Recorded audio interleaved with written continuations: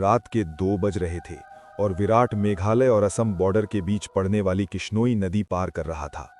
दूर दूर तक अंधेरा छाया हुआ था। एक गहरे सन्नाटे ने किश्नोई नदी को घेर के रखा हुआ था और उसी नदी के ऊपर काले बादल मंडरा रहे थे, जिन्हें देखकर ऐसा लग रहा था कि किसी भी पल वो बरसने वाले हैं। नदी में घुटनों तक पानी था, जो धीमी रफ्तार के साथ बहे जा रहा था। विराट के एक हाथ में मोबाइल का टॉर्च था तो दूसरे हाथ में साइकिल का हैंडल। विराट पैदल पैदल मोबाइल के टॉर्च की रोशनी के सहारे नदी पार कर ही रहा था कि तभी उसका मोबाइल बजने लग जाता है। विराट फोन उठाते हुए कहता है, हाँ वंदना, बोलो। मोबाइल के अंदर से एक औरत की आवाज सुनाई देती है। कहाँ तक पहुंचे आप जी? किश्नोई नदी तक पहुंच गया हूं वंदना, बस ये किश्नोई नदी पार करी और फिर मैं सीधे तुम्हारे पास। किश्नोई नदी का नाम सुनते ही वंदना घबराते हुए कहती है, क्या कहा? किश्नोई नदी पार कर रहे हो आप? और नहीं तो क्या, अब तुम्हें तो पता ही है कि बंगला मुड़ा गांव से रोगन कामुचा गांव जाने का मात्र एक यही रास्ता है, और वो भी नदी पार करके जाना पड़ता है। आपको इतनी रात में वापस नहीं आना चाहिए था, ग्रेवयार्ड कोठी में ही रुक जाना चाहिए था। आपको पता है ना, नदी के पास वो घूमती है। विराट हैरानी के साथ पूछता है, वो घूमती है मतलब? आपको सब पता है, पर फिर भी आप जानबूझकर ऐसा बोल रहे हैं ना? माँ जी ने बताया था कि नदी पार करते वक्त उसका नाम नहीं लेना चाहिए, वरना वो सच में आ जाती है। वंदना, तुम भी ना, कहाँ माँ की बातों में आ गई? लगता है माँ ने तुम्हें भी यक्षिणी की कहानी। विराट अपनी बात पूरी करता उससे पहले ही वंदना घबराते हुए कहती है, चुप हो जाओ जी। हे काली माँ, मेरे पति की रक्षा करना और अनजाने में इनसे जो अनर्थ हुआ उसके लिए माफ कर देना। अब ये कभी उसका नाम नहीं लेंगे।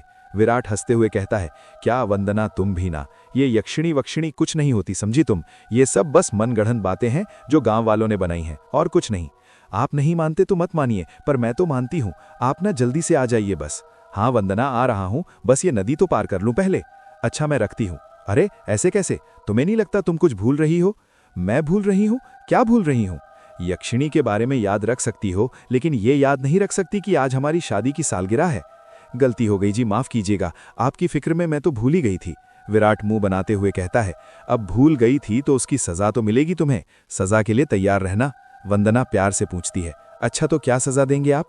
तुम्हारी सजा ये है कि तुम्हें आज रात भर जागना पड़ेगा। वंदना शर्मा जाती है और शर्माते हुए कहती है, आप भी ना, कैसी कैसी बातें करते हैं आप। अरे अपनी पत्नी से ऐसी बातें नहीं करूंगा तो किससे कहूंगा? ठीक है, आ जाइए, मैं इंतजार कर रही हूं आपका, जल्दी आना। वंदना फोन कट कर देती है और विराट वापस से नदी पार करने लग जाता है। अभी विराट ने 1-2 कदम ही आगे बढ़ाए थे कि तभी उसको पायल बजने की आवाज सुनाई देती है। विराट को लगता है कि उसके पीछे से कोई लड़की भागते हुए निकली हो। पायल की आवाज सुनकर विराट जहां पर था वहीं पर रुक जाता है और पीछे मुड़कर देखने लग जाता है। जब वो पीछे मुड़ता है तो सिवाय अंधेरे के उसे कुछ दिखाई नहीं देता है। उसके पीछे कोई नहीं था। ये वंदना भी ना यक्षिणी का नाम लेकर मेरे मन में उसका वहम डाल दिया, और वही वहम डरा रहा है अब मुझे। और वैसे भी मैं तो खुद यक्षिणी से मिलना चाहता हूँ, बड़े चर्चे सुने हैं उसके, सुना है बड़ी खूबसूरत है। इतना कहकर विराट वापस से आगे बढ़ने लग जाता है। विराट मुश्किल से अभी 1-2 कदम चला ही था कि तभी उसे नदी के किनारे पर एक काला साया दिखाई देने लग जाता है। उस काले साये को देखकर विराट के कदम अपने आप थम जाते हैं। साये को देखकर ऐसा लग रहा था कि जैसे वो विराट का ही इंतजार कर रहा था। काले साये के पास से पायल के बजने की आवाज और चमेली के फूल की खुशबू आ रही थी। विराट के हाथ पैर कपकपाने लग गए थे। विराट डरते हुए कहता है, कहीं वंदना की बात सच तो नहीं थी, ये यक्षिणी तो नहीं। विराट उस साये को देखकर इतना डर गया था कि उसका पूरा चेहरा पसीने से लथपथ हो गया था। विराट के हाथ पैर ठंडे पड़ गए थे। उसका दिल जोरों से धड़कने लग गया था। उसके समझ नहीं आ रहा था कि वो क्या करे। विराट डरते हुए कहता है, कौन है वहां पर? कोई जवाब नहीं आता है। सन्नाटा अभी भी छाया हुआ था। विराट अपने मोबाइल का टॉर्च उस काले साये पर मारने लग जाता है। जब उस टॉर्च की रोशनी उस काले साये पर पड़ती है तो विराट देखता है कि वो साया और किसी का नहीं बल्कि एक लड़की का था। नदी के किनारे पर एक बहुत ही खूबसूरत लड़की खड़ी हुई थी, जिसकी उम्र करीब 24 साल और लंबाई 5 फीट 2 इंच थी। उसकी लंबी सी गर्दन, गुलाबी से होठ, बाल खुले हुए जो उसके कमर तक आते थे, उसका गोरा बदन, और उसी गोरे बदन पर उसने काली साड़ी पहन रखी थी। वो लड़की किसी अप्सरा से कम नहीं लग रही थी। वो इतनी खूबसूरत थी कि कोई भी मर्द उसका रूप देखकर अपनी हदों को भूलकर उसकी बाहों में मदहोश होना चाहे। वो लड़की अपने हाथ से विराट को इशारा करते हुए अपने पास बुलाती है। उस लड़की को देखकर विराट भूल गया था कि यक्षिणी जैसी कोई चीज भी होती है। विराट अपनी साइकिल को वहीं पर छोड़ देता है और जल्दी जल्दी उस लड़की के पास जाने लग जाता है, जैसे उसके बदन में कोई आग लग गई हो। विराट उस लड़की के पास जाकर उससे धीरे से पूछता है, कौन हो तुम और यहाँ पर क्या कर रही हो? क्या नाम है तुम्हारा? लड़की अपने चेहरे पर मुस्कान लाते हुए कहती है, नाम में क्या रखा है? जो रखा है काम में रखा है। कैसा काम? लड़की विराट की आंखों में देखते हुए कहती है, वही काम जो तुम घर पर जाकर अपनी पत्नी के साथ करने वाले थे। तुम उसे आज रात भर जगाना चाहते थे ना? क्या तुम मुझे नहीं जगाओगे? उस लड़की की आंखों में एक नशा सा था, जिसे देखकर विराट सब कुछ भूल गया था। ऐसा लग रहा था जैसे वो उसके वश में आ गया हो। विराट भी उस लड़की की आंखों में देखते हुए कहता है, हाँ क्यों नहीं, मैं तुम्हें आज रात क्या, कल परसों नरसों हमेशा जगा कर रखूंगा, कभी नहीं सोने दूंगा तुम्हें। इतना कहते ही विराट उस लड़की को अपने सीने से सटा लेता है और अगले ही पल दोनों नदी की रेत पर निर्वस्त्र पड़े हुए थे। दोनों के जिस्मों की गर्मी से रेत उनके शरीर पर चिपक गई थी। उस लड़की के बदन में से चमेली के फूलों की खुशबू आ रही थी। लड़की नीचे थी और विराट उसके ऊपर। विराट के माथे की पसीने की बूंद ये साफ जाहिर कर रही थी कि वो थक चुका था और उसके बदन की सारी ताकत खत्म होने वाली थी। पर उस लड़की का चेहरा देखकर ऐसा लग रहा जैसे अभी कुछ हुआ ही नहीं था। उसके अंदर की प्यास अभी नहीं बुझी थी। विराट अपनी चरमोत्कर्ष अवस्था में पहुंचने वाला था और कुछ ही पल में वो उस लड़की के बदन पर ध्वस्त होने वाला था। तभी उसकी नज़र उस लड़की के वक्ष पर पड़ती है और वो देखता है कि उस लड़की के वक्ष पर धीरे धीरे झुर्रियां आने लग गई थी। उसके हाथ पैरों की नसें बाहर निकलने लग गई थी। उसके बाल काले से सफ़ेद होने लग गए थे। देखते ही देखते वो लड़की अचानक से बूढ़ी औरत में तब्दील हो जाती है। ये सब देखकर विराट की आंखें फटी की फटी रह गई थी। उसका गर्म बदन अचानक से ठंडा पड़ गया था। विराट कांपते हुए कहता है, कौन हो तुम? वो लड़की धीरे से कहती है, मैं यक्षिणी, तेरी मौत। ये सुनकर विराट के रोंगटे खड़े हो जाते हैं और वो झट से उससे दूर हटने लगता है। पर उसी वक्त यक्षिणी उसे अपने दोनों हाथों से पकड़ लेती है और कहती है, अभी कहाँ जा रहे हो प्रियतम? मेरी प्यास अभी बुझी नहीं है।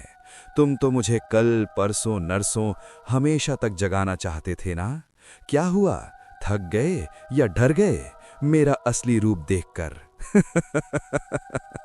विराट उसका खौफनाक चेहरा देखकर इतना डर गया था कि कुछ नहीं बोल पा रहा था। उसको यक्षिणी की आंखों में खुद की मौत नजर आ रही थी। यक्षिणी गुस्से में कहती है, वासना की प्यास में तू ये भूल गया कमीने कि तेरी पत्नी वंदना तेरा घर पर इंतजार कर रही है और तू यहां पर मेरे साथ। तुम मर्द कभी एक स्त्री से प्यार कर ही नहीं सकते। तुम्हारी हवस कभी खत्म नहीं होने वाली। इतना कहकर यक्षिणी अपना हाथ विराट के सीने पर रख देती है। यक्षिणी के लंबे लंबे काले नाखून थे जो चाकों की तरह पहने थे। विराट डरते हुए कहता है, नहीं नहीं, ऐसा मत करो, जाने दो मुझे। जाने ही तो दे रही हूं, भोली भेटोला, भोली भेटोला।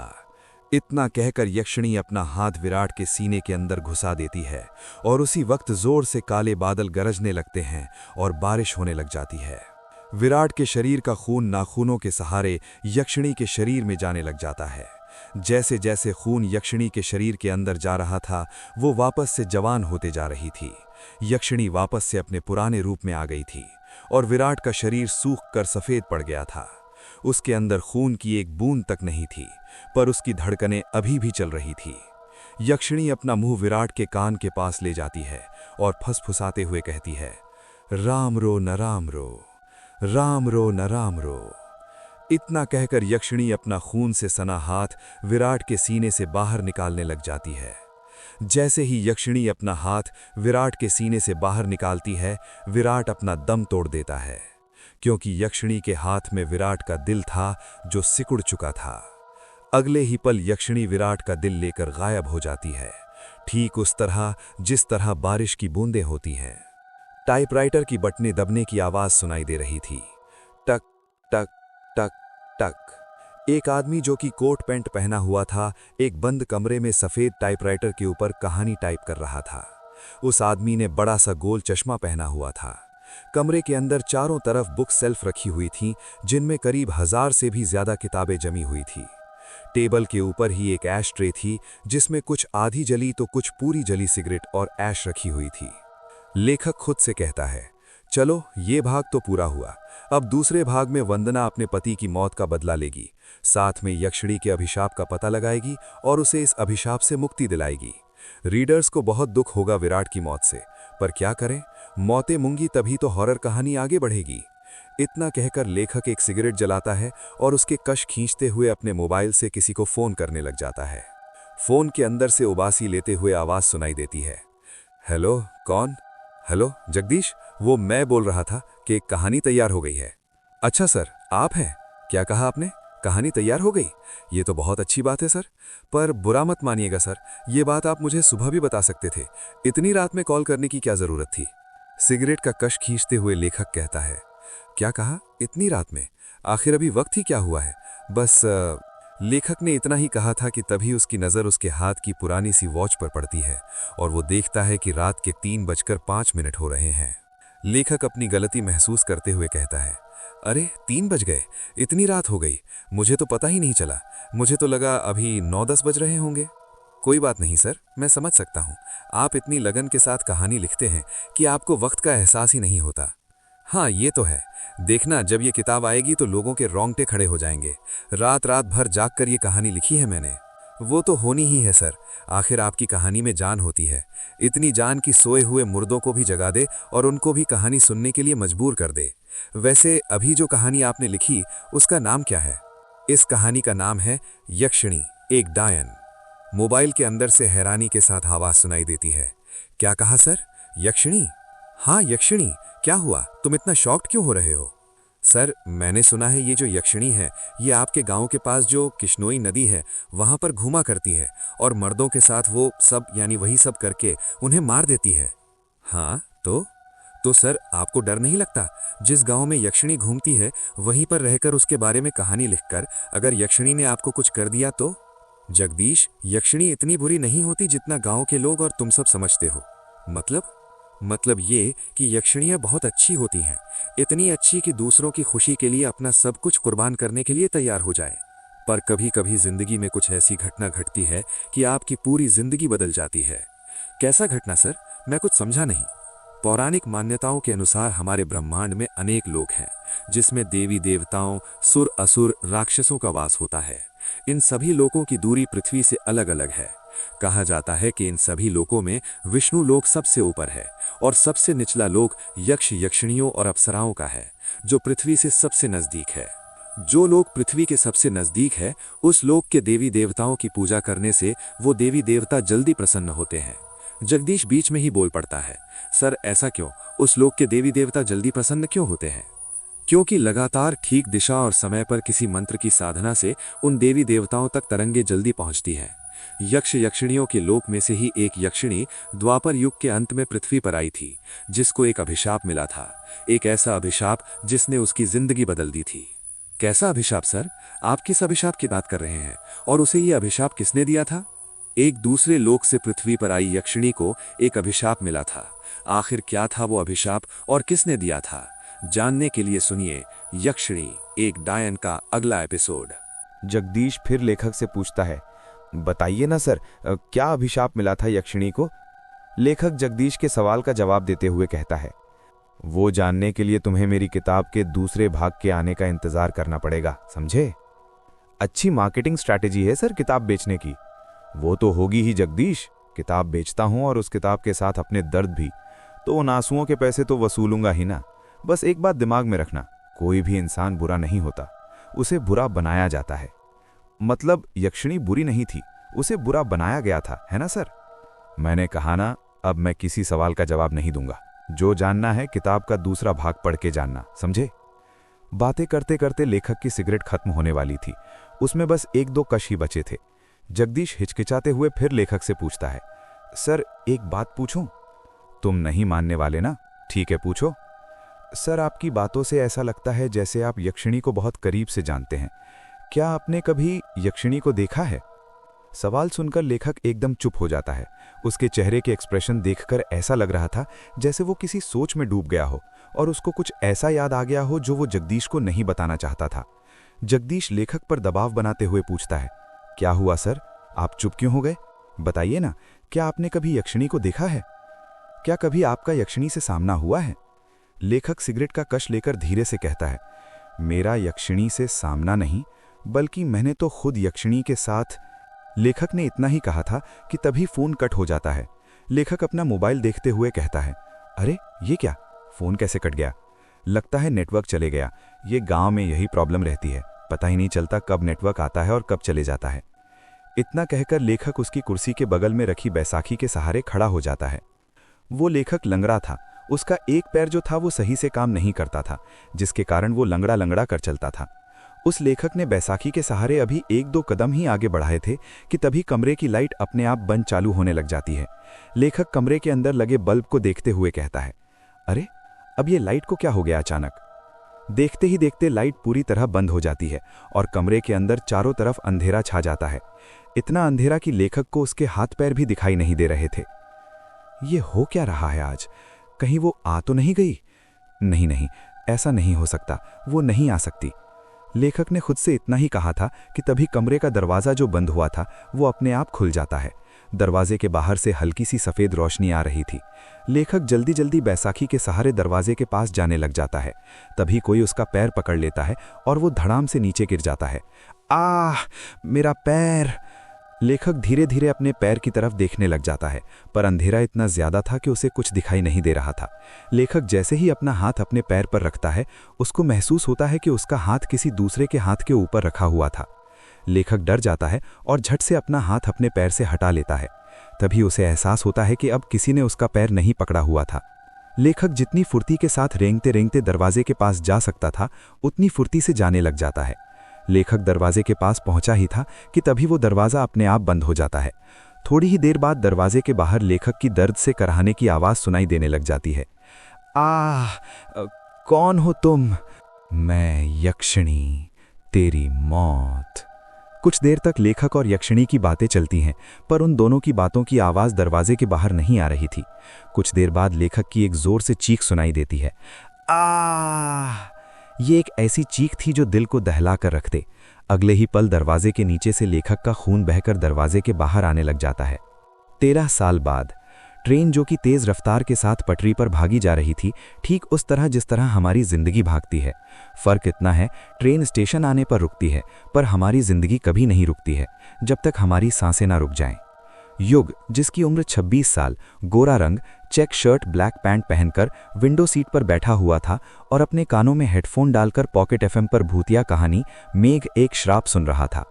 कहानी सुनते हुए ही युग विंडो के बाहर दिख रहे मेघालय के गारो पहाड़ की हसीन वादियों का मजा ले रहा था। वही गारो पहाड़ जिसका नामकरण तिब्बती तथा बर्मी जनजाति गारो पर हुआ था। गारो पहाड़ नीस चट्टान का बना हुआ था।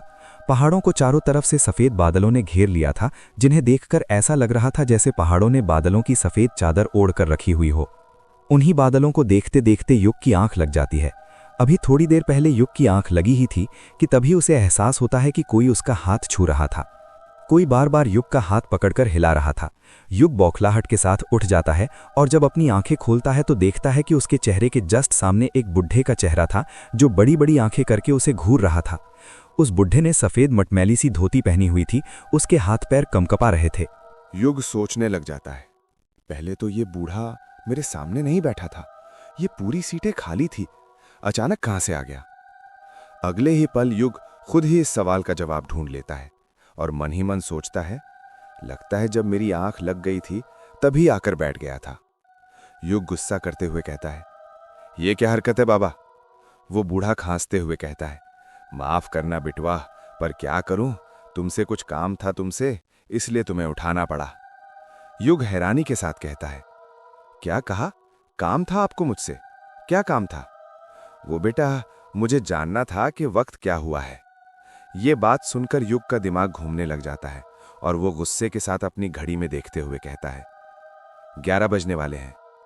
अच्छा, मतलब 1 घंटे बाद मेरा स्टेशन आ जाएगा। युग कुछ जवाब नहीं देता और उस बूढ़े को घूरने लग जाता है। वैसे बिटवा, तुम कहां पर जा रहे हो?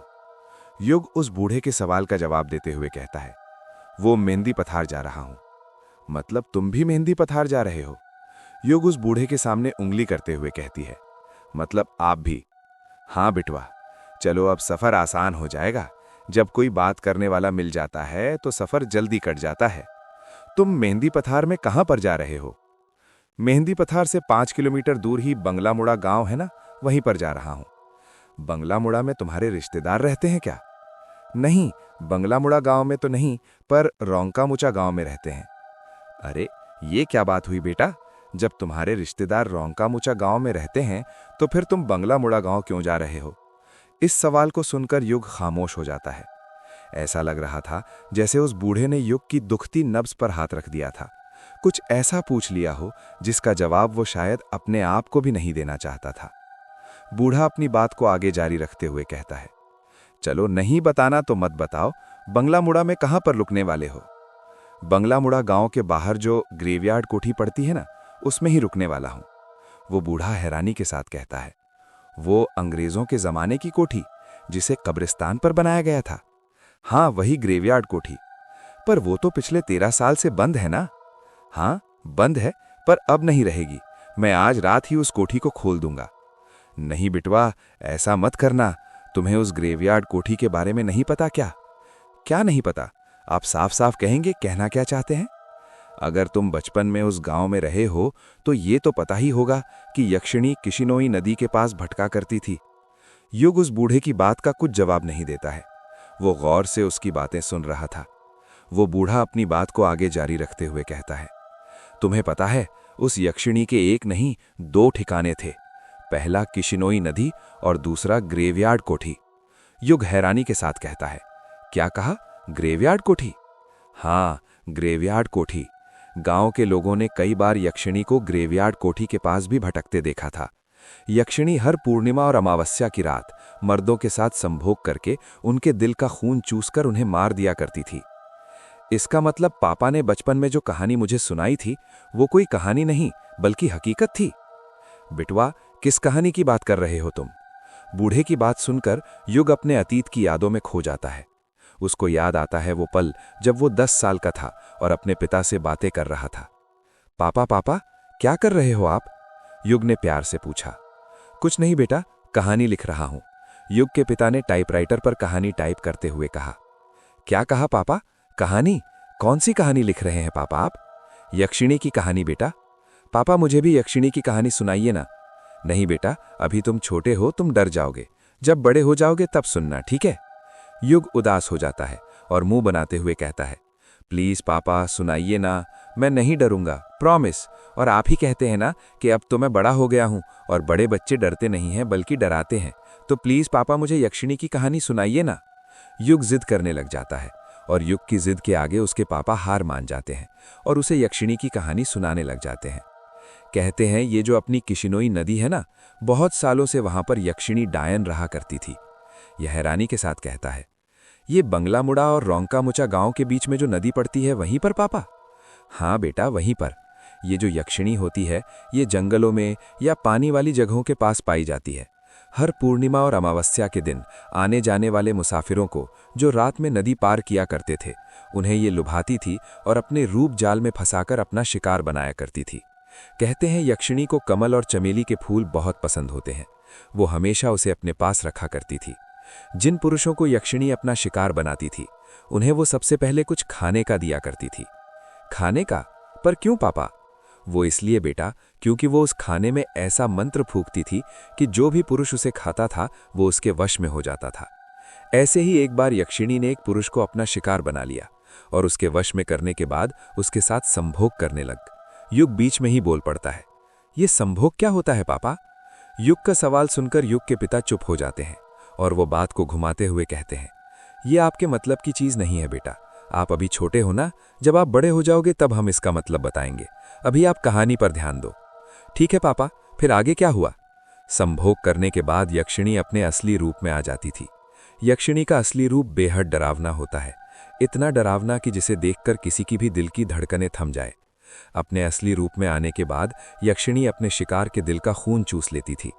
पर वो ऐसा क्यों करती थी पापा? क्या वो बुरी औरत थी? नहीं बेटा, यक्षिणी बुरी औरत नहीं थी, बल्कि वो तो बहुत अच्छी औरत थी। दूसरे लोक से आई हुई एक अप्सरा की तरह थी। तो फिर पापा वो आदमियों के साथ, वो क्या बोला था आपने? हाँ, याद आया, संभोग करके क्यों मार देती थी? युग के पिता कुछ याद करते हुए कहते हैं, अभिशाप के कारण बेटा। कैसा अभिशाप पापा? बेटा, वो अभिशाप ये था कि युग के पिता ने इतना ही कहा था कि बाहर के कमरे से युग की मां की आवाज सुनाई देती है, युग बेटा, ओ युग बेटा, चलो आओ खाना खा लो, खाना बन गया है। युग अपनी मां को मना करते हुए कहता है, नहीं माँ, मुझे अभी खाना नहीं खाना है, मैं पापा से कहानी सुन रहा हूँ। क्या कहा, कहानी सुन रहे हो? तुम्हारे पापा को कहानी लिखने और सुनाने के सिवा और कुछ आता भी है? जब देखो दिन भर कहानी लिखते रहते हैं। खुद तो बिगड़े हुए हैं ही, तुम्हें भी बिगाड़ने पर तुले हुए हैं। चलो जल्दी आओ खाना खाने, मैंने खाने की थाली बना ली है तुम्हारे लिए। नहीं माँ, मैं नहीं आ रहा, कहानी खत्म होने के बाद ही आऊँगा। क्या कहा, नहीं आ रहे? लगता है मुझे ही आना पड़ेगा। रुको, अभी बेलन लेकर आती हूँ, तभी तुम मानोगे। पायल की बजने की आवाज़ सुनाई देने लग जाती है। ऐसा लग रहा था जैसे युग की माँ युग के कमरे की तरफ आ रही हो। कुछ ही देर में युग की माँ हाथों में बेलन लेकर उस कमरे में आ जाती है। युग को उसकी माँ का चेहरा दिखाई नहीं दे रहा था, क्योंकि उसकी बचपन की यादों में से उसकी माँ का चेहरा मिट चुका था। उसे नहीं पता था कि उसकी माँ कैसे दिखती थी। उसको उसकी माँ की बातें तो सारी याद थीं, पर उनका चेहरा नहीं। युग की माँ उसका कान पकड़ते हुए कहती है, तो क्या कह रहे थे बेटा तुम, कि तुम्हें खाना नहीं खाना? जरा एक और बार बोलना। युग चीखते हुए कहता है, अरे माँ कान छोड़िए, दर्द हो रहा है माँ, कान छोड़िए। कान तो छोड़िए आप माँ, दर्द हो रहा है। माँ माँ माँ माँ कहते हुए ही युग अपने अतीत की यादों से बाहर आ जाता है।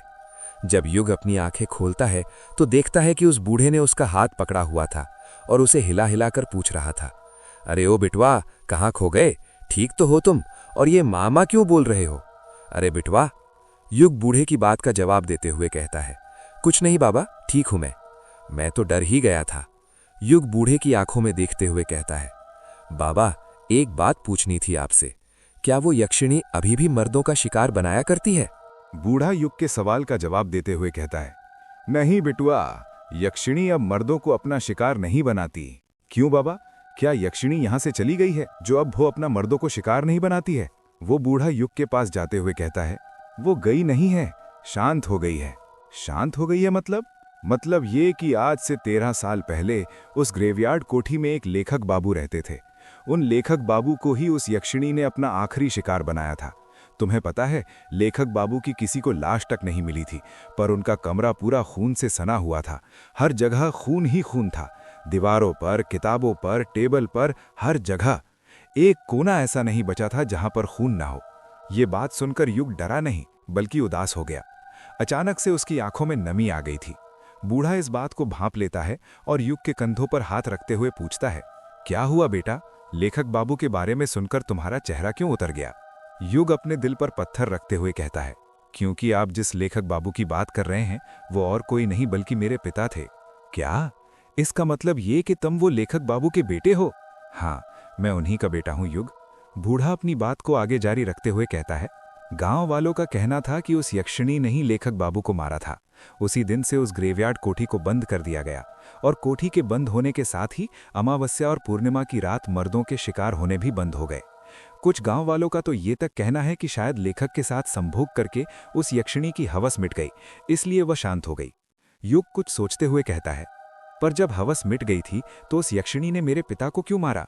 और आपने कहा था कि संभोग करने के बाद यक्षिणी अपने शिकार के शरीर में से खून चूस लेती है, तो फिर मेरे पिता का खून कमरे में हर जगह कैसे फैला था? यक्षिणी ने उनका खून क्यों नहीं पिया? पता नहीं उसने लेखक बाबू का खून क्यों नहीं पिया। ये राज उनकी मौत के साथ ही ग्रेवयार्ड कोठी में दफन हो गया था। यक्षिणी हर शिकार के साथ संभोग करने के बाद सीधे उसे मौत के घाट उतारती थी, इसलिए हवस खत्म होने के बाद भी उसने लेखक बाबू को भी मार दिया होगा। पर कुछ गांव वालों का कहना था कि लेखक बाबू कई सालों से खोजबीन पूछताछ करके यक्षिणी पर कोई किताब लिख रहे थे। इसकी भनक उसे लग गई थी। एक ये भी कारण हो सकता है। और फिर अमावस्या आते ही यक्षिणी ने लेखक बाबू को मार दिया होगा। क्या वो किताब मुझे मिल सकती है? नहीं, वो किताब तो कहीं नहीं है। सुना है प्रकाशित ही नहीं हो पाई। शायद ग्रेवयार्ड कोठी में हो। क्या कहा आपने? ग्रेवयार्ड कोठी में? हाँ, ग्रेवयार्ड कोठी में। पर मैं तुम्हें एक सलाह देता हूँ। वो यक्षिणी शांत हो चुकी है, तो बेहतर है उसे शांत ही रहने दो। उसके अंदर की वासना को फिर मत जगाओ, वरना पता नहीं और कितने मर्दों की जान ले ले। आप मुझे डरा क्यों रहे हैं? मैं डरा नहीं रहा हूं तुम्हें, बस आगाह कर रहा हूं बिटवा। मौत के आने से पहले चेतावनी देनी पड़ती है। मतलब? तुम शहर के लोग मतलबी बहुत होते हो बिटवा। हर बात में मतलब ढूंढते हो। मतलब कुछ नहीं। वैसे आप बहुत कुछ जानते हैं उस ग्रेवयार्ड कोठी के बारे में। आखिर कैसे? जानूंगा कैसे नहीं, मेरा पुराना रिश्ता जो है। युग उस बूढ़े को घूरते हुए पूछता है। क्या कहा? पुराना रिश्ता है? क्या रिश्ता है आपका ग्रेवयार्ड कोठी से? बूढ़ा बड़ी बड़ी आंखें करते हुए कहता है, मेहंदी पथार।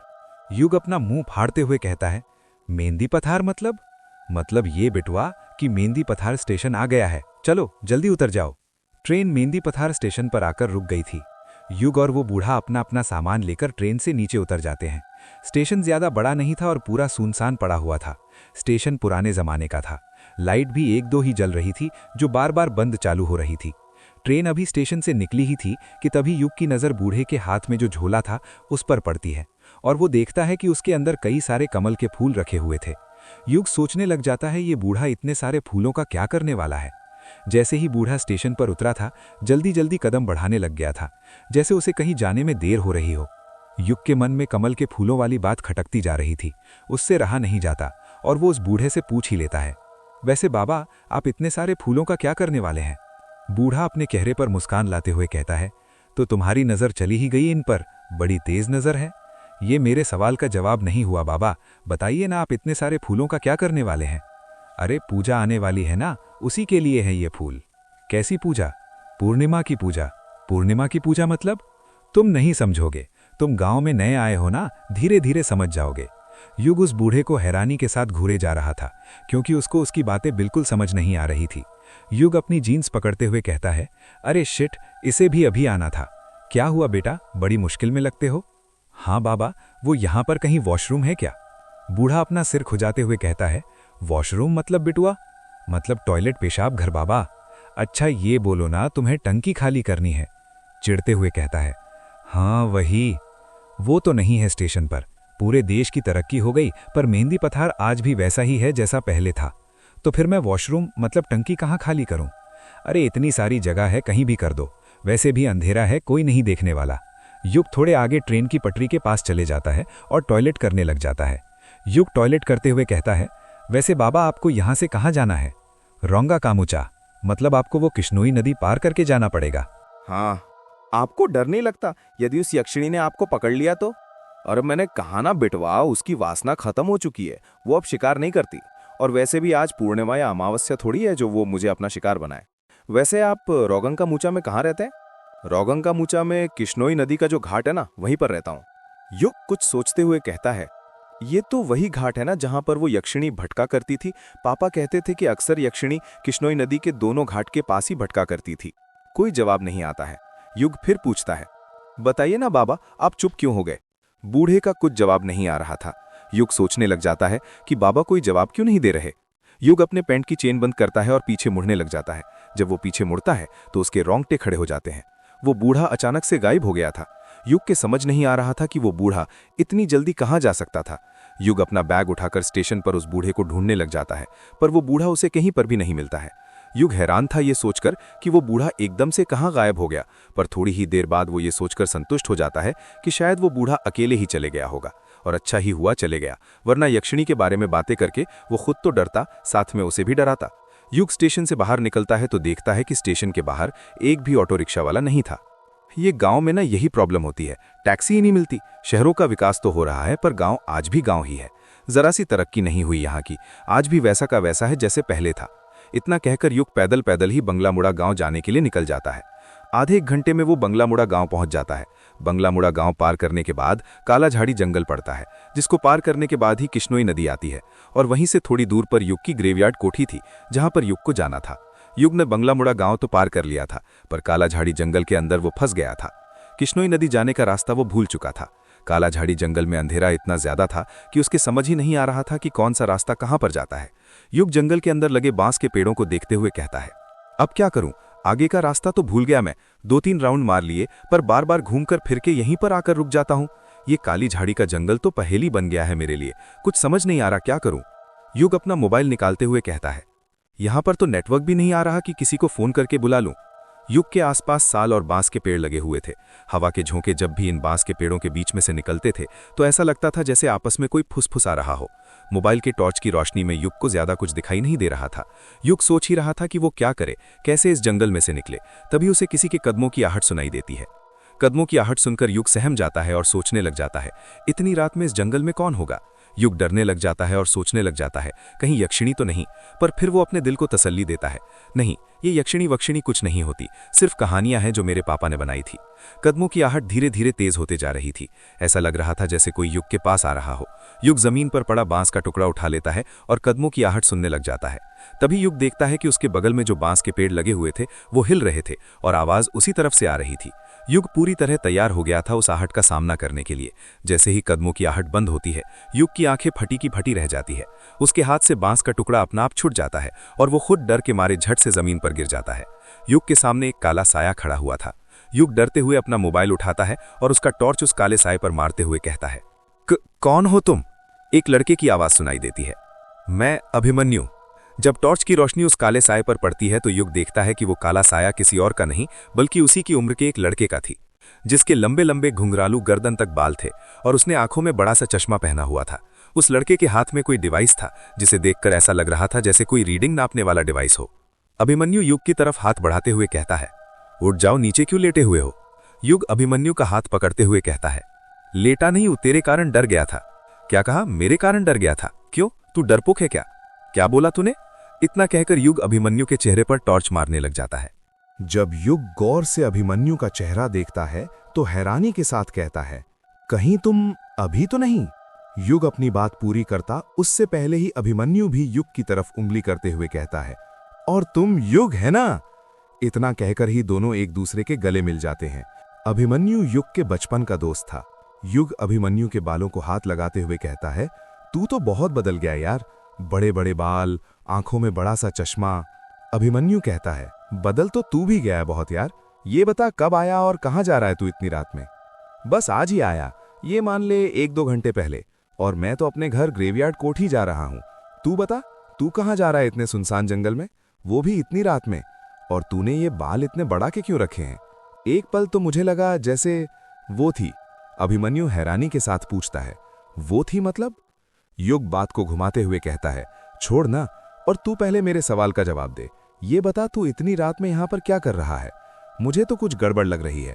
यार गड़बड़ वड़बड़ कुछ नहीं है। अगर मैंने बता दिया कि मैं यहां पर क्या कर रहा था तो तू हंसेगा, इसलिए बेहतर होगा कि मत जान। अरे नहीं हंसूंगा भाई, पहले तू बता तो यहां पर क्या कर रहा था? अभिमन्यु धीरे से कहता है, मैं यहां पर भूत पकड़ रहा था। युग को सुनाई नहीं देता और वो फिर पूछता है, क्या कहा? अभिमन्यु युग के कान में चिल्लाते हुए कहता है, भूत पकड़ रहा था यार। अभिमन्यु की बात सुनकर युग जोर जोर से हंसने लग जाता है और कहता है, तू पागल हो गया है क्या? ये कैसी बात कर रहा है? मुझे लगा तेरी बचपन की ये आदत भूतों पर विश्वास करने की चली गई होगी और तू अब समझदार हो गया होगा, पर तू तो अभी भी नहीं सुधरा यार। पूरा वैसा का वैसा है जैसे बचपन में था, डब्बा का डब्बा।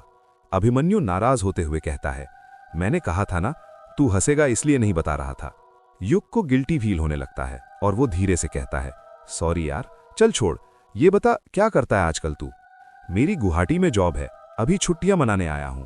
गुवाहाटी में जॉब है, पर किस चीज की? अभी तो बताया। क्या बताया? भूत पकड़ने की। मैं एक सर्टिफाइड पैरानॉर्मल एक्टिविटी एक्सपर्ट हूं। हम लोग भूत खोजने का काम करते हैं। अभिमन्यु की बात सुनकर युग अपनी हंसी रोक नहीं पा रहा था।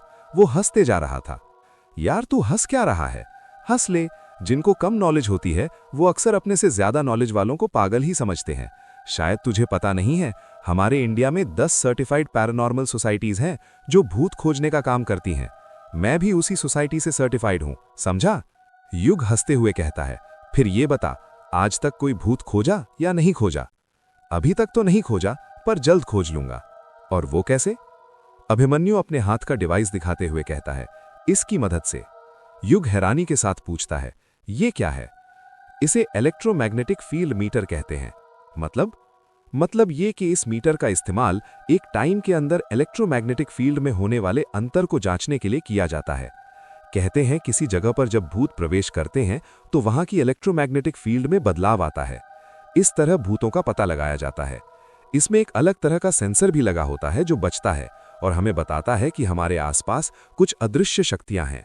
युग कुछ बोलता उससे पहले ही वो इलेक्ट्रोमैग्नेटिक फील्ड मीटर बजने लग जाता है। युग हैरानी के साथ पूछता है, ये क्या हो रहा है? ये डिवाइस इतनी आवाज क्यों कर रहा है?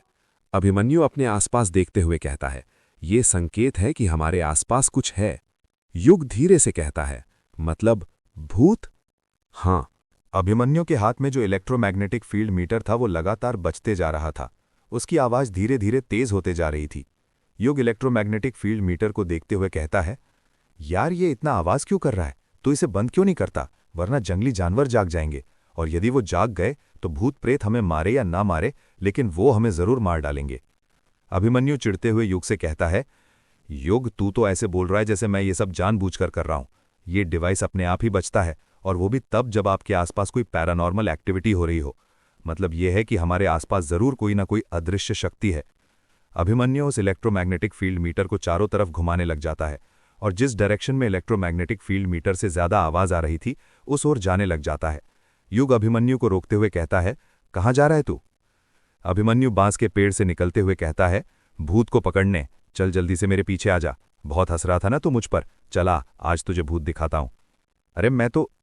युग अपनी बात पूरी कर पाता उससे पहले ही अभिमन्यु वहां से चले जाता है। युग भी अपना सामान उठाता है और अभिमन्यु के पीछे पीछे जाने लग जाता है।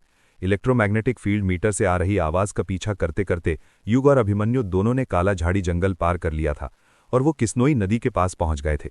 अभिमन्यु इलेक्ट्रोमैग्नेटिक फील्ड मीटर को हवा में लेफ्ट राइट करते हुए कहता है, आवाज तो यहीं से आ रही है, मतलब भूत यहीं कहीं है, हमारे आसपास। युग चिढ़ते हुए कहता है, ये क्या बोल रहा है अभिमन्यु तू? ये भूत वूत कुछ नहीं होते, छोड़िए तेरी मशीन। युग तू 2 मिनट चुप रहेगा? मुझे अपना काम करने दे, समझा? डिस्टर्ब मत कर, हम लोग भूत के बहुत करीब है, देखना आज मैं उसे पकड़ ही लूंगा। अभिमन्यु इलेक्ट्रोमैग्नेटिक फील्ड मीटर को लेकर किस्नोई नदी के शुरुआती किनारे तक पहुंच गया था। नदी शांत लहरों के साथ बह रही थी, जिसमें घुटनों तक पानी था। चांद की चांदनी नदी के पानी पर छाई हुई थी। जैसे ही अभिमन्यु इलेक्ट्रोमैग्नेटिक फील्ड मीटर लेकर नदी में अपना पहला कदम रखता है, इलेक्ट्रोमैग्नेटिक फील्ड मीटर बजना अपने आप बंद हो जाता है। अभिमन्यु और युग दोनों शॉक्ड हो जाते हैं और सोचने लग जाते हैं कि अचानक से इलेक्ट्रोमैग्नेटिक फील्ड बंद कैसे हो गया। वातावरण में अचानक से शांति छा गई थी। अभिमन्यु इलेक्ट्रोमैग्नेटिक फील्ड मीटर को अपने हाथ से ठोकते हुए कहता है, अरे ये क्या? इसमें से आवाज क्यों नहीं आ रही है? कहीं ये खराब तो नहीं हो गया? युग नदी के बाहर ही खड़ा हुआ था। वो वहीं से अभिमन्यु को ताना मारते हुए कहता है, खराब तो तब होगा ना जब ये सही होगा। इतना घटिया तो है तेरा ये डिवाइस। क्या नाम बताया था तूने? हाँ, इलेक्ट्रोमैग्नेटिक फील्ड मीटर। तुझे पता है इसने आवाज करना बंद क्यों कर दी? अभिमन्यु उदासी के साथ पूछता है, क्यों? क्योंकि शायद तुझे पता नहीं है, इलेक्ट्रोमैग्नेटिक फील्ड का एटमॉस्फेयर पर फर्क पड़ता है। मतलब ये कि जब वातावरण चेंज होता है तो मैग्नेटिक फील्ड भी चेंज होता है, जिस कारण जब हम जंगल से यहां तक आए तो इसने यहां पर आकर आवाज करनी बंद कर दी, क्योंकि जंगल के अंदर के एटमॉस्फेयर में और नदी के पास के एटमॉस्फेयर में बहुत डिफरेंस है। तुझे कैसे पता ये सब? इलेक्ट्रॉनिक एंड इलेक्ट्रिकल इंजीनियर हूं बेटा, इतना तो पता ही होगा। तेरी तरह झोला छाप पैरानॉर्मल एक्टिविटी एक्सपर्ट नहीं हूं। मैं नहीं मानता, मुझे तो लगता है कि मेरा ये डिवाइस हमें बिल्कुल सही जगह पर लाया है। युग घूरते हुए अभिमन्यु से पूछता है, और तुझे ऐसा क्यों लगता है? इसके 2 कारण हैं। पहला कारण ये कि जब हम जंगल से यहाँ नदी तक आए तब भी एटमॉस्फेयर चेंज हुआ होगा, तब ये बंद क्यों नहीं हुआ? यहाँ नदी पर आकर ही बंद क्यों हुआ?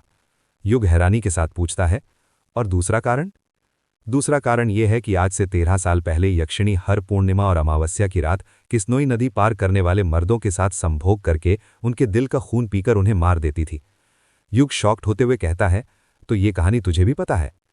ये कहानी नहीं है, हकीकत है, और ये बात बंगला मुड़ा और रोंका मुचा गांव के बच्चे बच्चे को पता है, समझा? छोड़ ये सब। तो हाँ, क्या बता रहा था मैं कि देख, यक्षिणी मर्दों के साथ संभोग करके उन्हें मार देती थी, यहीं पर इसी नदी के पास। तो उनकी आत्मा भी यहां पर भटकी रही होगी ना, समझा? इसलिए तो मेरा ये डिवाइस यहां पर आकर बंद हो गया। युग घूरते हुए अभिमन्यु से पूछता है, तू ये यक्षिणी भूत प्रेत डायन पर भरोसा करता है? हाँ करता हूं। क्यों, तू नहीं करता? नहीं।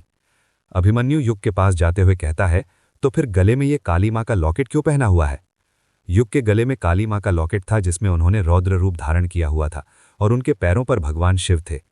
युग उस लॉकेट को हाथ लगाते हुए कहता है, ये लॉकेट मां ने मुझे दिया था, उन्हीं की याद में पहनता हूं। अब वो तो है नहीं, इसलिए।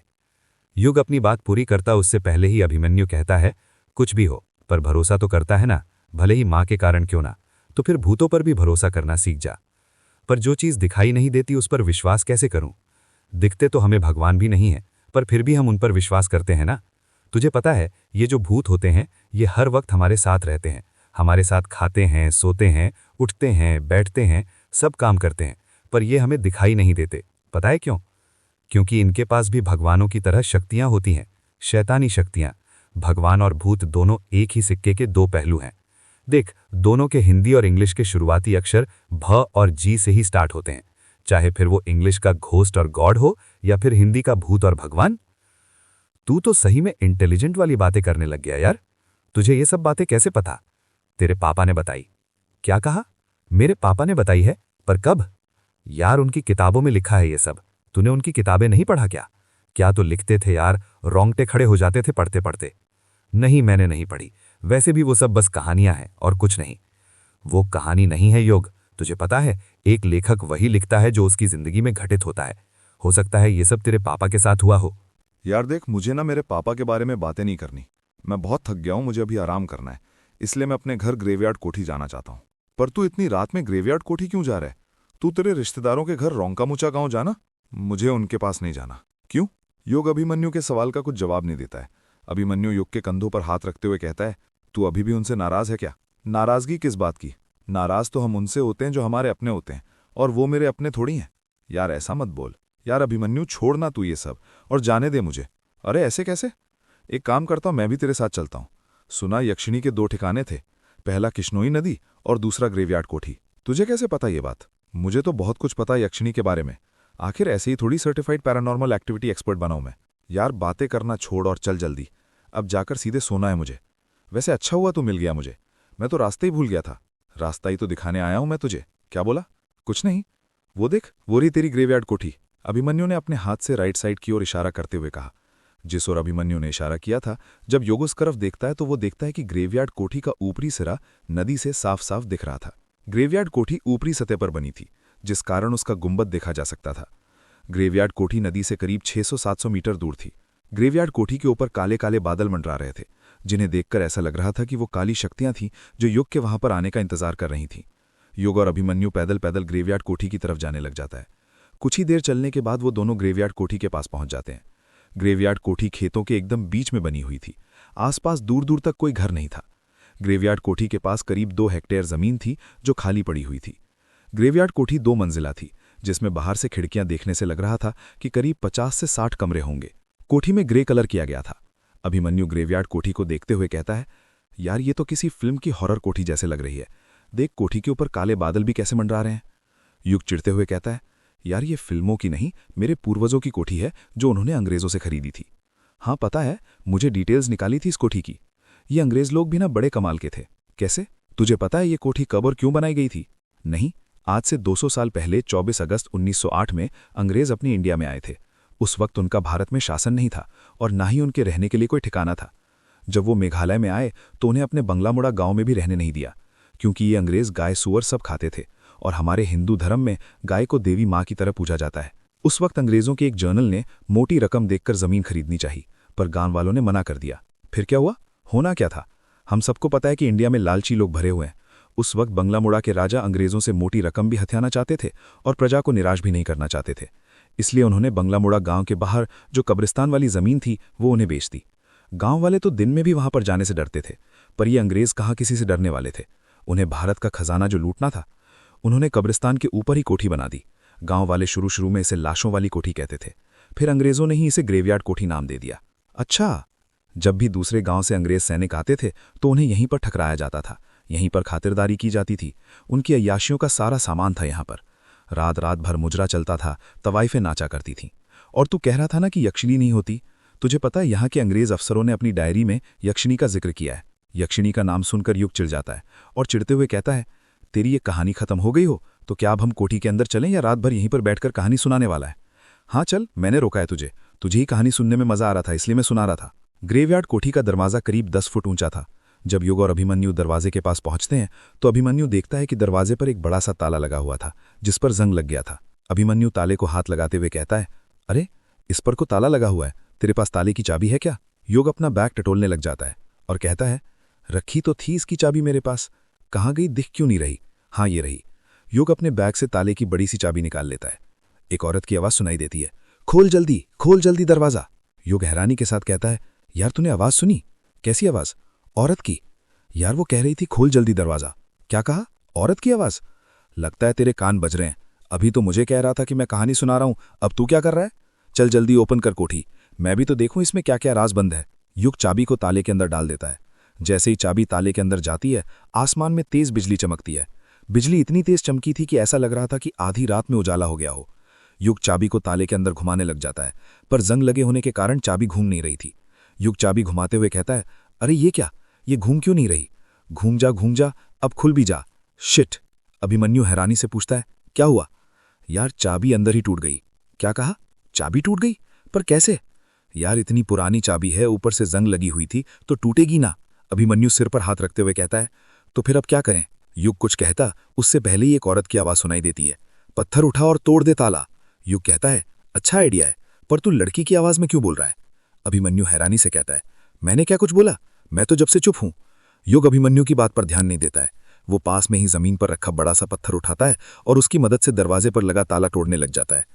3 बार पत्थर से ताले पर वार करने पर ही खट से ताला टूट जाता है। जैसे ही ताला टूटता है, औरत की चीखने की आवाज सुनाई देती है, आ! युग डरते हुए कहता है, कौन है?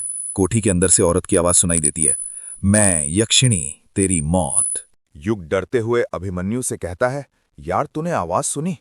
अभिमन्यु हैरानी के साथ पूछता है, कैसी आवाज? यार, लड़की की आवाज। अभिमन्यु चिढ़ते हुए कहता है, यार ये तूने क्या जब से लड़की की आवाज लगा कर रखा है? जब से यहां पर आया है कह रहा है लड़की की आवाज, लड़की की आवाज। किस लड़की की आवाज की बात कर रहा है तू? यार पता नहीं, पर सच में मैंने 2-3 बार किसी लड़की की आवाज सुनी। लगता है तेरे कान कुछ ज्यादा ही बज रहे हैं। ये बता, तू रास्ते भर कान में हेडफोन डालकर गाने सुनते हुए आया है ना? हाँ, पर यह बात तुझे कैसे पता? यार तभी तो तुझे आवाज सुनाई दे रही है। होता क्या है ना, जब भी हम 3-4 घंटे तक लगातार गाने सुनते हैं तो उनके बोल हमें याद रह जाते हैं और वही बोल हमारे कानों में गूंजने लग जाते हैं। यार पर युग कुछ बोल पाता उससे पहले ही अभिमन्यु कहता है, पर वर छोड़, जब से कह रहा था ग्रेवयार्ड कोठी जाना है और जब ताला खुल गया तो बाहर खड़ा हुआ है। कोई शुभ मुहूर्त का इंतजार कर रहा है क्या? या फिर किसी का इंतजार कर रहा है कि कोई आएगा और तेरा गृह प्रवेश करवाएगा? युग अभिमन्यु की बात का कुछ जवाब नहीं देता है और कोठी के अंदर घुस जाता है। कोठी के अंदर लाइट नहीं थी, हर तरफ अंधेरा ही अंधेरा था, इतना अंधेरा कि कुछ दिखाई नहीं दे रहा था। अभिमन्यु कोठी के अंदर घुसते हुए कहता है, यार यहाँ पर तो बहुत अंधेरा है, ऐसा लग रहा है जैसे किसी अंधेर नगरी में आ गए हो। युग अपने मोबाइल का टॉर्च ऑन कर लेता है। अपना बचपन कोठी में ही गुजारने के कारण युग को पता था कि लाइट का स्विच कहाँ पर है। कुछ ही देर में युग को लाइट का स्विच मिल जाता है और वो जैसे ही स्विच दबाता है, कोठी के अंदर चारों तरफ उजाला हो जाता है। कोठी रोशनी से जगमगा उठती है। अभिमन्यु हैलोजन के बल्ब को देखते हुए कहता है, यार तूने एक चीज नोटिस की? युग हैरानी के साथ पूछता है, कौन सी चीज? यही यार कि ये कोठी 13 सालों से बंद थी, पर तू खुद देख, लाइट का कनेक्शन अभी तक काम कर रहा है। ऐसा कैसे हो सकता है? युग कुछ सोचते हुए कहता है, हो सकता है लाइट का कनेक्शन बिजली विभाग वालों ने काटा ही नहीं हो। अभिमन्यु फटाक से पूछता है, और वो क्यों? क्योंकि उनके मन में भी यक्षिणी का खौफ होगा और वो यहां पर आने से डरते होंगे, इसलिए उन्होंने लाइट का कनेक्शन काटा नहीं होगा। अभिमन्यु युग की बात का कुछ जवाब नहीं देता क्योंकि उसे युग की बात बिल्कुल ठीक लगी थी। वो कोठी को देखने लग जाता है। 13 सालों से कोठी बंद होने के कारण हर जगह धूल ही धूल थी। मकड़ी ने कई सारे जाले बनाकर रखे हुए थे।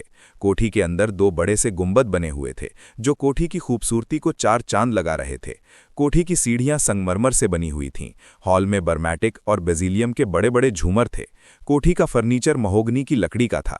दीवारों पर कई कलाकृतियां बनी हुई थीं, जिसकी सजावट के लिए तलवारें, रस्सी, कुल्हाड़ी, अलग अलग चीजें टंगी हुई थीं जो काफी पुराने जमाने की थीं। उन पुरानी चीजों को देखकर ऐसा लगता था कि हर एक चीज के पीछे कोई ना कोई कहानी छुपी हुई थी। अभिमन्यु कोठी के चारों तरफ अपनी नजरें घुमाते हुए कहता है, यार ये ग्रेवयार्ड कोठी अंदर से तो बहुत आलीशान है। इतनी पुरानी इमारत है, पर देख ऐसा लगता है कि जैसे अभी 1-2 साल पहले ही बनाई गई हो। कुछ भी बोलो, ये अंग्रेज लोग काम एकदम बढ़िया करते हैं, इतना बढ़िया कि सालों साल तक चले। मेरे तो समझ में नहीं आ रहा कि तेरे रिश्तेदारों ने इतनी अच्छी कोठी इतने सालों से बंद क्यों रखी थी। युग अभिमन्यु के सवाल का कुछ जवाब नहीं देता है। वो गौर से कोठी का कोना कोना देख रहा था। उसे देखकर ऐसा लग रहा था कि कोठी को देखकर उसके बचपन की यादें ताज़ा हो गई हों। अभिमन्यु अपनी बात को आगे जारी रखते हुए कहता है, यार इस कोठी की भी बड़ी बेकार किस्मत है। 1-2 हफ्ते बाद अपने वेकेशन खत्म करके तू यहाँ से चले जाएगा और फिर ये प्यारी कोठी फिर से बंद हो जाएगी। मैं कहाँ जाऊँगा? अभिमन्यु फटाक से कहता है, अपने शहर बैंगलोर जहाँ पर तू रहता है। और कहाँ पर जाएगा? तू यहाँ पर अपनी छुट्टियां ही बिताने आया है ना? शहर से मन भर गया होगा तो। युग उदास चेहरा बनाते हुए कहता है, मैंने बैंगलोर छोड़ दिया है और अब मैं कहीं नहीं जाऊंगा, हमेशा यहीं पर रहूंगा। अभिमन्यु अपनी आंखें फाड़ते हुए कहता है, क्या कहा तूने? बैंगलोर छोड़ दिया है? पर क्यों? तू तो बैंगलोर में सेटल हो गया था ना। अंकल जी के शांत हो जाने के बाद 13 सालों से वहीं पर तो रहा है तू। तो अब ऐसा क्या हो गया कि तू अपना सब कुछ छोड़कर वापस अपने गांव आ गया? तुझे पता है ना, गांव की जिंदगी शहर की जिंदगी से बहुत अलग होती है। और ये बंगला मुड़ा गांव है, यहाँ पर नेसेसरी चीज भी मुश्किल से मिलती है। हाँ पता है मुझे, पर मैंने फैसला कर लिया है, चाहे कुछ भी हो जाए, पर अब मैं हमेशा यहीं पर रहूंगा। पर क्यों? आखिर शहर में तेरे साथ ऐसा क्या हुआ कि तू अपना सब कुछ छोड़कर गांव में रहने आ गया? यार अभिमन्यु, देख अभी ना मेरा तुझे कुछ भी बताने का बिल्कुल मूड नहीं है। मेरा सर बहुत तेज दर्द हो रहा है, लंबा सफर करने के कारण नींद भी बहुत आ रही है, इसलिए सोने दे मुझे, मैं तुझे सुबह सब कुछ बताता हूं ना। अभिमन्यु युग की हालत समझ जाता है और उदास चेहरा बनाते हुए कहता है, हाँ चल ठीक है, पर तू सोएगा कहाँ पर? कोठी में सब जगह धूल तो जमी हुई है, इतनी धूल पर सोएगा क्या? अभिमन्यु ने डाइनिंग टेबल पर फूंक मारते हुए कहा। युग अपने आसपास देखते हुए कहता है, लगता है कल सुबह उठकर सबसे पहले सफाई करनी पड़ेगी। खैर रात गुजारने के लिए मेरे बैग में 2 ब्लैंकेट रखे हुए हैं, एक तू ले ले, एक मैं ले लेता हूँ, वहीं बिछाकर सो जाएंगे, फिर सुबह कुछ ना कुछ तो कर ही लेंगे। हाँ ठीक है। युग अपने बैग में से ब्लैंकेट निकालता है और दोनों उसे बिछाकर उस पर सो जाते हैं। अभिमन्यु युग को बार बार आवाज लगाए जा रहा था, पर उसका कोई जवाब नहीं आ रहा था। अभिमन्यु ने नीचे के सारे कमरों में युग को ढूंढ लिया था, पर वो कहीं भी उसे नहीं मिला था। अभिमन्यु परेशान हो गया था। अभिमन्यु युग को ढूंढते ढूंढते संगमरमर की सीढ़ियां चढ़कर ऊपर वाले कमरे की तरफ जाने लग जाता है।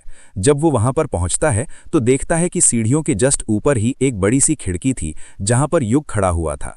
अभिमन्यु युग से कहता है, युग तू यहाँ पर क्या कर रहा है? और जब से मैं तुझे आवाज लगा रहा हूं तो कुछ जवाब क्यों नहीं दे रहा? युग अभी भी अभिमन्यु के सवाल का कुछ जवाब नहीं दे रहा था। वो बड़ी गंभीरता के साथ खिड़की से बाहर झांक रहा था। उसको देखकर ऐसा लग रहा था जैसे वो किसी सोच में खोया हुआ हो। अभिमन्यु युग को हिलाते हुए कहता है, युग ओ युग, तू ठीक तो है? कहाँ पर खो गया? अभिमन्यु के हिलाने पर युग अपने ख्यालों की दुनिया से बाहर आ जाता है और कहता है, अरे अभिमन्यु, तू उठ गया? हाँ मैं तो उठ गया, पर तू यहाँ पर क्या कर रहा है और कुछ जवाब क्यों नहीं दे रहा? युग खिड़की से बाहर की तरफ इशारा करते हुए कहता है, वो देख। जब अभिमन्यु खिड़की से बाहर देखता है तो बाहर का मनमोहक नज़ारा देखकर खुश हो जाता है। कोठी की खिड़की से किशनोई नदी साफ नजर आ रही थी, जो शांति के साथ बह रही थी। साथ में काला झाड़ी का जंगल भी नजर आ रहा था, जो दूर तक फैला हुआ था। नदी काफी चौड़ी थी, जिस कारण वो पूरी नजर नहीं आ रही थी। युग खिड़की से बाहर देखते हुए कहता है, तुझे पता है अभिमन्यु, बचपन में पापा अक्सर इसी खिड़की के पास कुर्सी लगाकर बैठा करते थे और घंटों बाहर झांकते रहते थे। माँ के कहने पर भी पापा नहीं उठते थे, और जब माँ पापा से पूछती थी कि बाहर क्या देख रहे हो, तो पापा मजाक से कहते, तुम्हारी सौतन का इंतजार कर रहा हूँ कि कब वो नदी के पास आए और कब मुझे इशारा करके बुलाए और फिर कब मैं उसके पास जाऊं। इसी बात पर पापा मम्मी की प्यार भरी नोकझोंक होती थी। ये बात कहते कहते युग की आंखों में आंसू आ जाते हैं। युग अपनी बात को आगे जारी रखते हुए कहता है, अभिमन्यु, तुझे पता है, खुशी के पल यादों में तब्दील हो जाते हैं और हमें पता चलता है कि वो खुशी के पल कभी लौटकर वापस नहीं आने वाले, तो वही खुशी के पल हमें सबसे ज्यादा दर्द पहुंचाते हैं। चांदनी रात थी और युग एक लड़की के साथ नदी के किनारे बैठा हुआ था। छोटी छोटी लहरें बार बार उन दोनों के पैरों को स्पर्श कर रही थीं। युग का चेहरा तो साफ दिख रहा था, पर लड़की का चेहरा क्लियर नहीं दिख रहा था। उस लड़की ने काले रंग की साड़ी पहनी हुई थी। उसने अपना सिर युग के कंधों पर रखा हुआ था। दोनों ही एक दूसरे से चिपक कर बैठे हुए थे। वो लड़की आसमान में दिख रहे चांद को देखते हुए कहती है, एक बात पूछूं आपसे? युग प्यार से कहता है, हाँ पूछो ना, इसमें इतना हिचकिचाने वाली क्या बात है? आप मुझे भूलेंगे तो नहीं ना? युग बड़े प्यार से बोलता है, तुम भूलने वाली चीज थोड़ी हो जो मैं तुम्हें भूलूंगा। तुम तो वो हो जिसे मैं जिंदगी भर अपने पास रखना चाहता हूँ, अपनी बाहों में भरकर। इतना कहकर युग उस लड़की की कमर पर हाथ रखता है और उसे अपने सीने से सटा लेता है। वो लड़की युग से दूर हटते हुए कहती है, कोई बातें बनाना तो आपसे सीखे। अच्छा चलिए ये बताइए, मैं आपके लिए क्या हूँ? क्या हूँ मतलब ये कि मैं आपकी जिंदगी में क्या अहमियत रखते हूँ? युग उस लड़की से मजाक करते हुए कहता है, तुम कुछ अहमियत नहीं रखती मेरी जिंदगी में। मेरी जिंदगी मुझसे है ना कि तुमसे। युग का जवाब सुनकर वो लड़की नाराज हो जाती है और मुंह फुलाते हुए कहती है, मतलब इतने दिनों से जो कुछ आप मेरे साथ कर रहे हैं वो सब दिखावा है। सब लड़के ना एक जैसे होते हैं, उन्हें लड़कियों से बस एक ही चीज चाहिए होती है, और वो है उनका जिस्म। जहां आप लोगों का मतलब निकलता है, आप लोग हमसे मुंह फेर लेते हैं। इतना कहकर वो लड़की वहां से उठने लग जाती है। तभी युग उसका हाथ पकड़ते हुए कहता है, अरे तुम तो नाराज ही हो गई। मैं तो मजाक कर रहा था मेरी जान। तुम जानना चाहती थी ना कि मेरी जिंदगी में तुम्हारी क्या अहमियत है, तो अब गौर से सुनो। इतना कहकर युग उस लड़की को फिर से अपने पास बैठा लेता है और उसकी आंखों में देखते हुए कहता है, तुम मेरी जिंदगी की H2O हो। वो लड़की हैरानी के साथ कहती है, H2O हूं मतलब तुम मेरी जिंदगी का पानी हो जिसे पीकर मैं अपनी प्यास बुझाना चाहता हूं। तुम मेरी जिंदगी की ऑक्सीजन हो जिसे मैं अपनी सांसों में भरकर जीना चाहता हूं। इतना कहकर युग उस लड़की के करीब चले जाता है, इतने करीब कि अगर अब वो जरा सा भी आगे बढ़ता तो उसके होठ उस लड़की के होठ से टकरा जाते। वो लड़की एक लंबी आह भरते हुए कहती है, आप रुक क्यों गए, बोलते रहिए। तुम मेरी जिंदगी का वो हसीन ख्वाब हो जिसे मैं रोज देखता हूं। तुम मेरी जिंदगी का वो सुकून हो जो मुझे तुम्हारी बाहों के सिवा कहीं और नहीं मिलता। तुम मेरी जिंदगी का वो हिस्सा हो जिसके बिना मैं कुछ नहीं। सच तो यह है कि मेरा तुम्हारे बिना कोई वजूद नहीं। युग को पता ही नहीं चल पाता कि कब बातें करते करते उसके होंठ उस लड़की के होठों से टकरा जाते हैं। दोनों के ही होंठ चिपक गए थे, ठीक उस तरह जिस तरह भंवरा फूल से चिपकता है। जब युग और वो लड़की एक दूसरे को स्पर्श करते हैं तो दोनों को अपने अपने बदन में एक कंपकपी सी होती है और दोनों एक दूसरे को अपनी बाहों में भर लेते हैं। वो दोनों कब रेत पर लौट जाते हैं उन्हें पता ही नहीं चलता। उस लड़की की काली साड़ी में युग पूरी तरह गुथ चुका था। कोई इस बात का अंदाजा ही नहीं लगा सकता था कि उस लड़की ने साड़ी भी पहनी हुई थी। ऐसा लग रहा था जैसे वो साड़ी एक चादर हो जिसमें वो दोनों समाये हुए थे। उस लड़की के बदन का एक एक अंग युग के अंग के साथ स्पर्श हो रहा था। दोनों एक दूसरे में समाहित हो गए थे। उन दोनों के रोम रोम में आग लगने लग गई थी। युग उस लड़की के बहुत करीब चले गया था, इतने करीब कि तेज तेज चल रही उस लड़की की दिल की धड़कनों को वो साफ साफ सुन पा रहा था। युग का मन ही नहीं कर रहा था उस लड़की के बदन को छोड़ने का। उसने अपने शरीर की पूरी ताकत लगाकर उसके बदन को अपनी बाहों में जकड़ा हुआ था। वो लड़की बड़ी हिम्मत से अपने हाथ छुड़ाते हुए युग को रेत पर लेटाती है और एक एक करके उसके शर्ट की बटनें खोलने लग जाती है। युग अपने आप को उस लड़की को सौंप देता है और रेत पर ही लेटकर आहें भरने लग जाता है। वो लड़की युग के शर्ट की बटनें खोल देती है और उसके माथे को चूमने लग जाती है। वो लड़की युग के माथे को चूमते हुए कहती है, आप मुझे भूलोगे तो नहीं ना? युग धीरे से कहता, नहीं, मैं तुम्हें नहीं भूलूंगा, कभी नहीं। वो लड़की बार बार युग को चूमते हुए बस यही बोले जा रही थी, आप मुझे भूलोगे तो नहीं ना? और युग कहता, नहीं, कभी नहीं। युग के अंदर की गर्मी बढ़ते जा रही थी। वो युग के माथे को चूमने के बाद नीचे आने लग जाती है और उसके सीने को चूमने लगती है। युग के अंदर की उत्तेजना बढ़ते जा रही थी। उसका पूरा बदन पसीने से भीग चुका था। उसके माथे और बदन पर पसीने की बड़ी बड़ी बूंदें थीं। उसे अपने पूरे शरीर में गर्मी का एहसास होने लग जाता है। उसे ऐसा लग रहा था जैसे वो किसी आग में तप रहा हो। देखते ही देखते गर्मी इतनी बढ़ जाती है कि उसकी नींद टूट जाती है और वो अपने सपने में से बाहर आ जाता है। युग झटके के साथ उठते हुए कहता है, ओ माय गॉड, फिर वही सपना। इतना कहकर युग अपने माथे का पसीना पोंछने लग जाता है। उसका पूरा बदन पसीने से लथपथ हो गया था। युग खुद से कहता है, हे भगवान, ये क्या है? क्यों बार बार आप मुझे एक ही सपना दिखाते हो? और आखिर वो लड़की कौन है जिसके साथ मैं ये सब करता रहता हूँ? इतने करीब तो मैं आज तक अपनी जिंदगी में किसी लड़की के नहीं गया। कौन है वो लड़की? क्या संबंध है मेरा उसके साथ? यही सब सोचते हुए युग अपनी जगह पर खड़ा होता है, अपने बैग में से पानी की बोतल निकालता है और पानी पीते हुए फिर सोचने लग जाता है, ये सपना मेरा पीछा क्यों नहीं छोड़ता? बैंगलोर में भी यही सपना दिखता था और यहाँ पर भी। सपने में जो नदी थी वो तो किश्नोई नदी थी, पर वो लड़की कौन थी और उसका चेहरा मुझे क्यों नहीं दिखता कभी? युग वापस से लेट जाता है और कोठी की छत को देखते हुए सोचने लगता है, नदी तो मिल गई, हो सकता है वो लड़की भी मिल जाए। बस एक बार वो लड़की मिल जाए, फिर ये सारे सपनों के राज खुल जाएंगे। कुछ ना कुछ कनेक्शन तो जरूर है मेरा उस लड़की के साथ। ऐसे ही सपने नहीं आते, वो भी सेक्स वाले। यही सोचते हुए युग की कब नींद लग जाती है उसे पता ही नहीं चलता। सुबह हो गई थी और सुबह के 7 बज रहे थे। अभिमन्यु अभी तक गहरी नींद में सो रहा था। तभी मुर्गे के बाग देने की आवाज सुनाई देती है और अभिमन्यु की नींद खुल जाती है। अभिमन्यु उबासी लेते हुए अपनी आंखें खोलता है और देखता है कि युग उससे पहले ही उठकर बैठा हुआ था और कुछ सोच रहा था।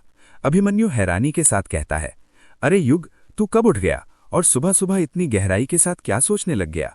पहले तो युग के मन में आया कि वो अपने सपने के बारे में बताए, पर फिर अगले ही पल उसने सोचा कहीं अभिमन्यु उसे पागल न समझ ले, इसलिए उसने कहा, कुछ नहीं यार, बस ऐसे ही बैठा हुआ था। अभिमन्यु अचानक से कहता है, वैसे तूने बताया नहीं? युग हैरानी के साथ पूछता है, क्या नहीं बताया? यही कि तूने बैंगलोर क्यों छोड़ दिया, तेरा यहाँ पर आने का मकसद क्या है? यार, मैंने बैंगलोर को नहीं छोड़ा है, बल्कि बैंगलोर ने मुझे छोड़ दिया है। मतलब? मैं कुछ समझा नहीं। तू साफ साफ बताएगा, बताना क्या चाहता है?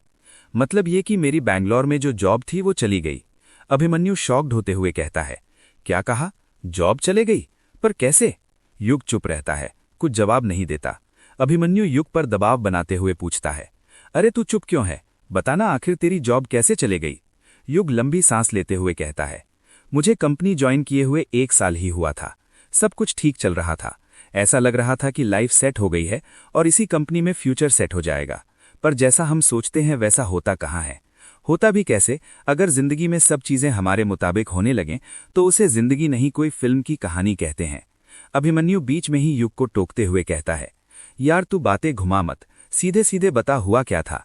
युग अपनी बात को आगे जारी रखते हुए कहता है। सब कुछ ठीक ही चल रहा था कि तभी हम लोगों को बताया गया कि कंपनी लॉस में चल रही है, जिस कारण कंपनी की फाइनेंशियल कंडीशन खराब हो गई थी। फाइनेंशियल कंडीशन से उभरने के लिए कंपनी ने 50 एम्प्लॉय को निकालने का फैसला किया था और जब लिस्ट आई तो उस लिस्ट में मेरा भी नाम था। पर ऐसे कैसे? तुझे कैसे निकाल दिया? तेरा तो कैंपस सिलेक्शन हुआ था ना, और पैकेज भी अच्छा था। हाँ, पर तुझे पता है मेरी फील्ड इलेक्ट्रिकल और इलेक्ट्रॉनिक्स थी, पर साले काम कोडिंग का कराते थे। पूरा घिस के रख देते थे। इतना परेशान करते थे कि आप खुद जॉब छोड़ दें या फिर खराब परफॉर्मेंस करने की वजह से वो आपको खुद निकाल दें। तुझे पता है ये कंपनी और कॉलेज वालों के बीच एक बहुत बड़ी सेटिंग होती है। क्या कहा? सेटिंग होती है? कैसी सेटिंग?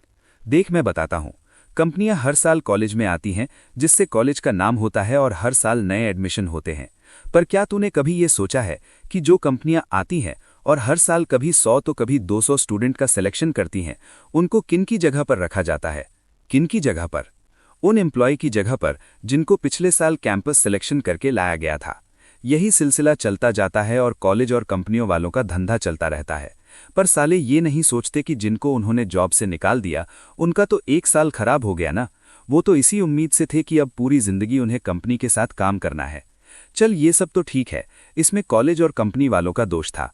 तेरी बात समझ रहा हूं मैं, पर फिर तूने दूसरी कंपनी में कोई जॉब के लिए अप्लाई क्यों नहीं किया? ऐसा तो था नहीं कि दुनिया में बस एक ही कंपनी है, और तू गवर्नमेंट जॉब के लिए भी तो ट्राई कर सकता था ना। तुझे क्या लगता है मैं बेवकूफ़ हूँ? पिछले 1.5 साल से दोनों जगह ट्राई ही तो कर रहा हूँ, पर कुछ हो ही नहीं रहा। जॉब हलवा थोड़ी है कि यूं मिल जाए। मिलती भी है तो काम की नहीं मिलती, ऊपर से पेमेंट कम। मतलब ये कि तुझे जॉब से 1.5 साल पहले निकाल दिया गया है? हाँ, पिछले 1.5 साल से जॉब ढूंढ रहा हूँ और जॉब पाने के लिए कोचिंग भी ज्वाइन करी, पर कुछ काम नहीं आया। बल्कि उसी चक्कर में सारी सेविंग भी खत्म हो गई। हालत इतनी खराब हो गई कि बैंगलोर छोड़कर गांव आना पड़ा। लोग जॉब करने के लिए गांव छोड़कर शहर जाते हैं, पर तू पहला ऐसा शख्स है जो शहर छोड़कर गांव आया है। बता फिर क्या सोचा है? यहाँ गांव में क्या करने वाला है तू? युग कुछ जवाब नहीं देता। अभिमन्यु युग पर दबाव बनाते हुए पूछता है। बता यार, यहाँ गांव में क्या करने वाला है? मैंने गांव में एक स्टार्टअप खोलने का फैसला किया है। कैसा स्टार्टअप? युग अभिमन्यु के सवाल का जवाब देते हुए कहता है।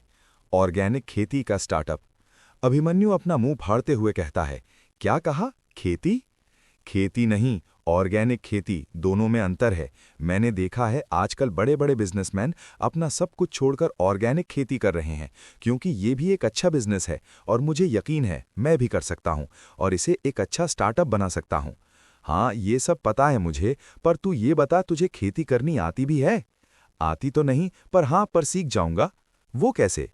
यार आजकल YouTube सब सिखा देता है, लाइव सेशंस भी होते हैं, और वैसे भी इंटरनेट सिर्फ व्हाट्सएप, इंस्टाग्राम, फेसबुक यूज करने के लिए नहीं है, समझा? चल ये भी ठीक है, पर तू खेती करेगा कहाँ? तेरे पास जमीन भी है खेती करने के लिए? अभिमन्यु तू अंधा है क्या? तूने ग्रेवयार्ड कोठी के बाहर जो 2 हेक्टेयर जमीन खाली है वो नहीं देखी क्या? बेटा वो जमीन नहीं, कब्रिस्तान है। तू शायद भूल रहा है, तेरी ये ग्रेवयार्ड कोठी कब्रिस्तान के ऊपर बनी है। तू कब्रिस्तान के ऊपर खेती करना चाहता है? यार अभिमन्यु तू कैसी बातें कर रहा है? कोई 2 हेक्टेयर में कब्रिस्तान बनाता है क्या? हो सकता है बस ये कोठी कब्रिस्तान के ऊपर बनी हो, बाकी जगह ठीक हो। और एक बात बता, तू मेरा दोस्त है ना, तो तुझे तो मुझे मोटिवेट करना चाहिए खेती करने के लिए कि मैं कुछ नया करने जा रहा हूँ। इससे एम्प्लॉयमेंट भी बढ़ेगा और देश की तरक्की भी होगी। तू मुझे इतना डिमोटिवेट क्यों कर रहा है? अभिमन्यु को अपनी गलती समझ आ जाती है और वो कहता है, सॉरी यार, मैं भूल गया था कि इंसान को नौकरी करने के नहीं बल्कि नौकरी देने के काबिल बनना चाहिए। तेरे इस काम में मैं पूरी तरह तेरे साथ हूं। बस तू एक आवाज़ लगाना कि क्या मदद चाहिए तुझे और मैं झट से हाजिर हो जाऊंगा। शुक्रिया यार, जब तेरे जैसा दोस्त मेरे साथ है तो कोई भी चुनौती मुझे नहीं रोक सकती। तो फिर काम शुरू करें। कैसा काम? युग अपने चारों तरफ देखते हुए कहता है, यार तो फिर भूल गया। कल रात में मैंने कहा था ना कि सुबह उठते से ही पहला काम ये करेंगे कि हवेली की सफाई करेंगे। दिख नहीं रहा कितनी धूल है यहाँ पर? हाँ यार, बात तो तेरी बिल्कुल सही है, पर तू खुद देख कितनी बड़ी हवेली है। अगर हम दोनों 2 दिन तक भी लगातार सफाई करते रहे तब भी पूरी धूल साफ नहीं होने वाली। तो फिर क्या करे? तू चाहता है ऐसे ही धूल रहने दे, सफाई ना करे? अरे मेरे कहने का मतलब ये नहीं था। तो फिर क्या मतलब था तेरा? मेरा मतलब था किसी को मदद के लिए बुला लेते हैं, 2-3 लोग रहेंगे तो जल्दी हो जाएगी सफाई। किसको बुलाएंगे? कौन आना चाहेगा ग्रेवयार्ड कोठी में? यार तू भूल रहा है, अपने पुराने यार अभी भी इसी गांव में है। मैं उसे फोन करता हूं। उसे किसे? कछुए हो यार। युग कुछ याद करते हुए कहता है, ये तू वही कछुए की बात तो नहीं कर रहा जिसका असली नाम कछेंदर था और वो सब काम धीरे धीरे करता था, इसलिए हमने उसका नाम कछुआ रख दिया था? हाँ, मैं उसी की बात कर रहा हूं। क्या ये अभी भी स्लो है बचपन की तरह? जब तू मिलेगा तब खुद देख लेना। इतना कहकर अभिमन्यु अपना मोबाइल निकालता है और कछुए को फोन करने लग जाता है। अभिमन्यु फोन पर बात करते हुए कहता है, हाँ कछुए, कहाँ पर है तू? फोन के अंदर से कछुए की आवाज आती है। वो अभिमन्यु, मैं किश्नोई नदी पर हूं। तू सुबह सुबह किश्नोई नदी पर क्या कर रहा है? तेरे घर में शौचालय नहीं बना है क्या, जो सुबह सुबह हल्का होने नदी पर चले गया? यार अभिमन्यु देख, अभी मैं ना तेरे साथ मजाक करने के बिल्कुल मूड में नहीं हूं। यार तेरा दिमाग सुबह सुबह इतना गर्म क्यों है? क्या हुआ?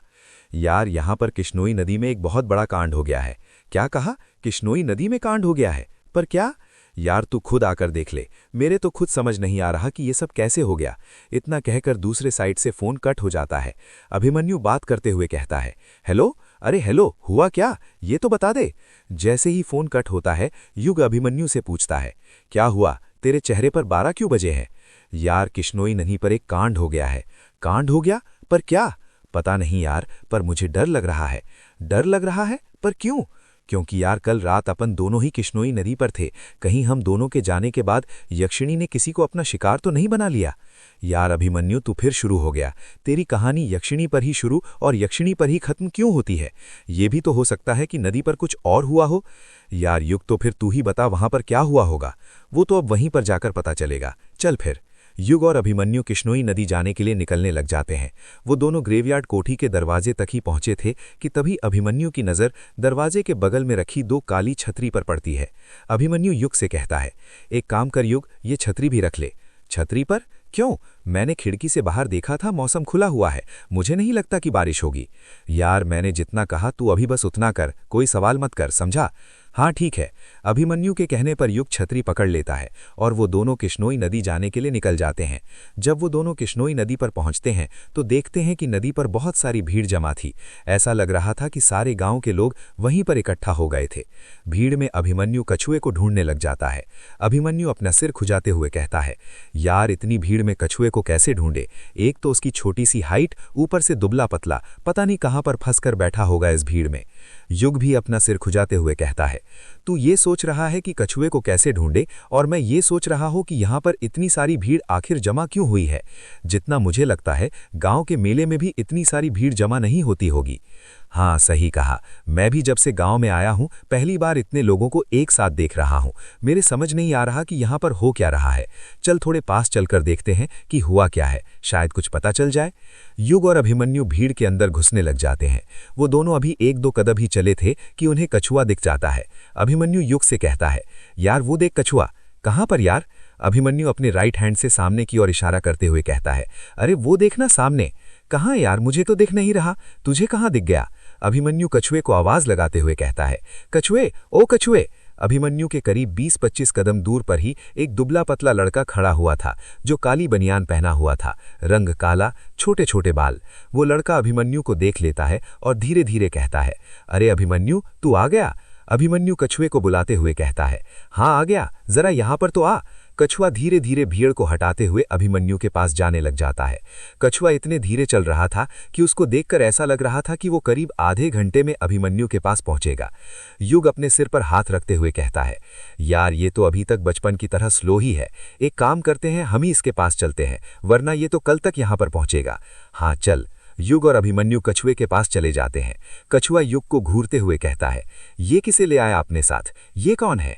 कछुए के सवाल का युग कुछ जवाब देता उससे पहले ही अभिमन्यु बोलता है, अरे इसको नहीं पहचाना? ये अपना युग है, अपना बचपन का दोस्त। भूल गया? यही तो तुझे टीचर से मार खाने से बचाता था। कछुआ कुछ याद करते हुए कहता है, अच्छा ये युग है, ये कब आया? अभिमन्यु कछुए की बात को काटते हुए कहता है, ये सब मैं बाद में बताता हूं तुझे, पहले मुझे तू ये बता यहां पर क्या हुआ है, इतनी सारी भीड़ क्यों जमा है? कछुआ अभिमन्यु का हाथ पकड़ते हुए कहता है, यार मैं नहीं बता सकता, क्योंकि तुझे पता है मेरा दिल बहुत कमजोर है, तो खुद चलकर देख ले कि क्या हुआ है।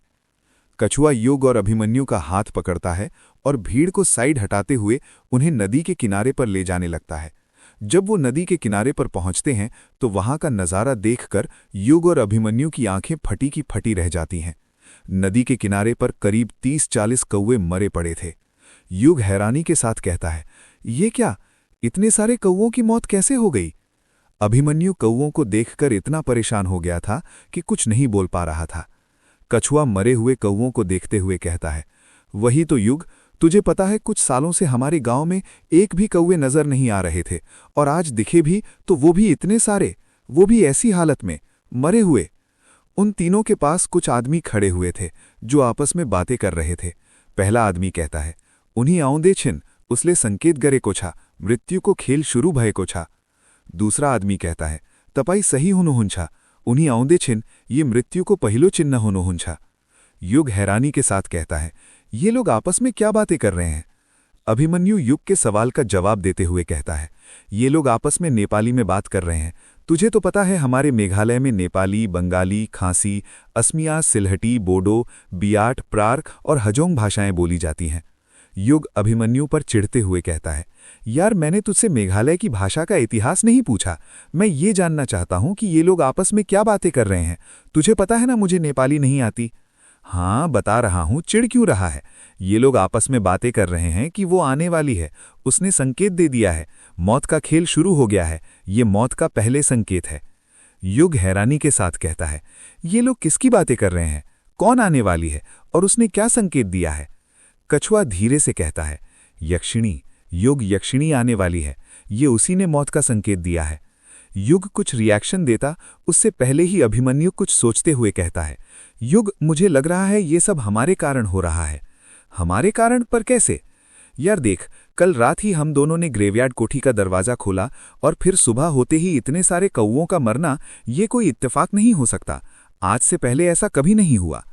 कछुआ अपना मुंह फाड़ते हुए कहता है, क्या कहा? तुम दोनों ने ग्रेवयार्ड कोठी का दरवाजा खोला? पर क्यों? तुम्हें पता नहीं है क्या? ग्रेवयार्ड कोठी यक्षिणी का दूसरा ठिकाना है। अब वो किसी को नहीं छोड़ेगी, सब मर्दों को अपना शिकार बनाएगी। युग कछुए को समझाते हुए कहता है, यार कछुए ऐसा कुछ नहीं है, मैं बताता हूं ये कौवे कैसे मरे। कल रात ना ये अभिमन्यु अपने साथ एक डिवाइस लाया था, उसमें से आवाजें आ रही थीं। हो सकता है कि वही आवाजें वो सह नहीं पाए और उनकी डेथ हो गई। तुझे तो पता ही होगा कि इन पक्षियों पर मोबाइल की वेव का कितना असर पड़ता है। अभिमन्यु कहता है, यार युग, अब तो सारा इल्जाम मेरे इलेक्ट्रोमैग्नेटिक डिवाइस के ऊपर मत लगा, समझा?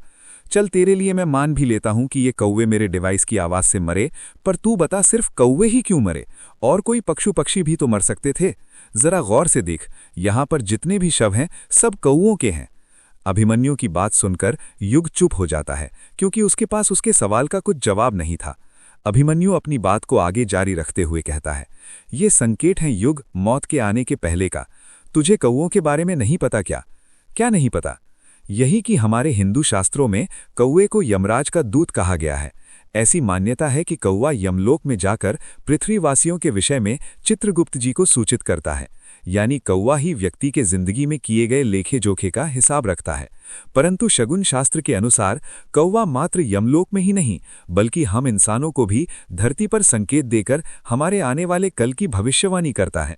और इतने सारे कौवों की मौत संकेत है कि जल्द गांव में बहुत सी मौत होने वाली है। कछुआ भी अभिमन्यु का साथ देते हुए कहता है, हाँ युग, ये अभिमन्यु बिल्कुल ठीक कहता है। मेरी दादी बताती है कि पुराने समय में ये परंपरा थी कि अगर किसी के सिर पर कौवा बैठ जाए और चोंच मार दे तो जरूर कुछ बुरा होने वाला होता है। आने वाली मुसीबत से बचने के लिए वो इंसान अपने रिश्तेदार को झूठा पत्र लिखकर अपनी मौत की जानकारी देता था। क्या? पर क्यों? वो इसलिए क्योंकि मौत की झूठी खबर सुनकर उसके परिजन उसकी मौत का शोक करते थे और फिर उसी दिन दूसरा पत्र भेजा जाता था कि ये एक झूठी खबर थी। लिखते थे कि उसके सिर पर कौवा बैठ गया था। मान्यता है कि झूठी खबर उड़ाने से कौवे द्वारा लाया गया संकट दूर हो जाता है। युग अभिमन्यु और कछुए की बात को नकारते हुए कहता है, अगर तुम दोनों को ये सब पता है तो क्या ये नहीं पता कि काकभुशुंडी जी श्री राम के परम भक्त थे? उन्हें इच्छा मृत्यु का वरदान भी प्राप्त था।